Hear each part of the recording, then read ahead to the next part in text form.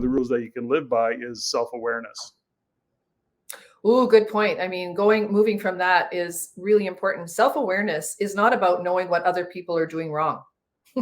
It's like you're not aware we're aware of what the government is setting up for us into the future, not just for us, but for our country. And I think that's where you and I, because of our big shoulders, we tend to take that on.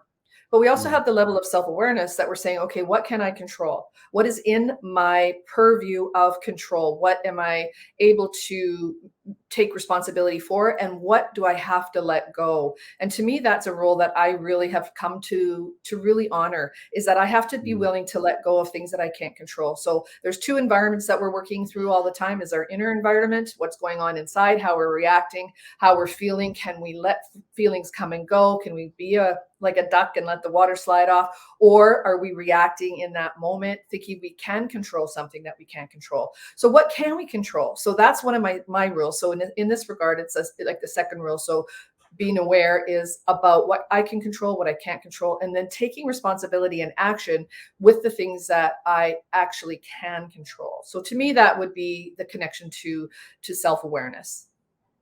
Well, it's interesting, that, from a Stoic, the study of Stoicism, the Stoics used to look and say, well, what can you control? What can't you control?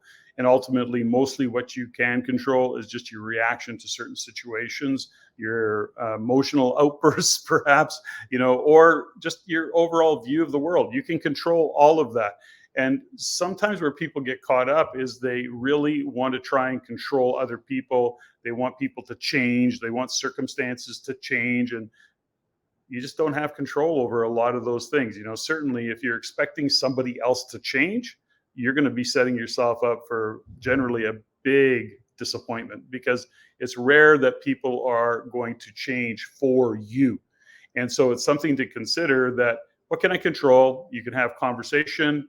You can perhaps control that conversation and how you communicate, but ultimately it's generally about what you change. And often that's just a case of changing your view of the world, considering your values, and sometimes, questioning your BS or questioning your belief systems. And then the change always comes back to you, because that's ultimately what you have control over. The rest, not so much.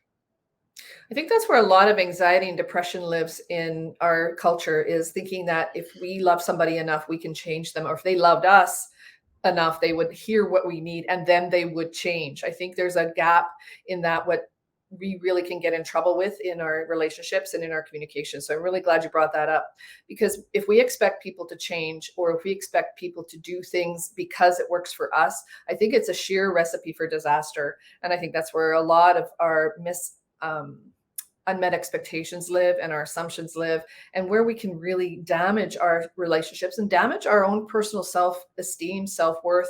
Because if we feel that, then there's a lot of rejection that could come with that. And then that downward spiral just can get rooted in just this tragic decision-making around what I think I need to do to change myself to please somebody else. So to me, it's a trap. It's a downward spiral, and it really hurts people if we don't have that level of self-awareness.